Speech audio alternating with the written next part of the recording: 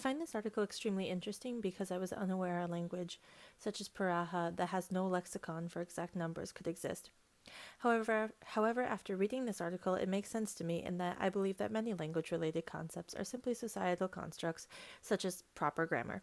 The experiments, the, the experimenters offer strong evidence that the Paraha do not have a word for the concept of exactly one, and that the Paraha were able to perform exact matching tasks with large numbers of objects when they do not involve memory.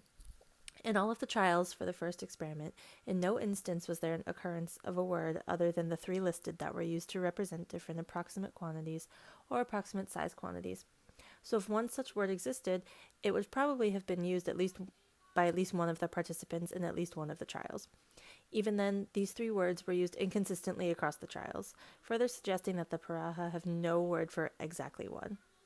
There was overlap between words for quantities over 4. In fact, all three words were used to represent quantities over 4.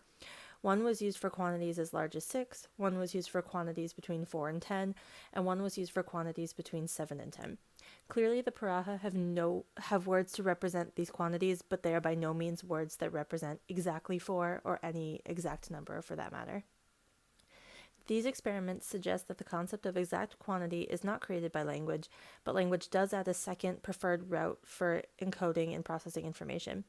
This is supported by the results of the second experiment, in which the recognition and memory performance of the Paraha speakers decreased as quantity increased.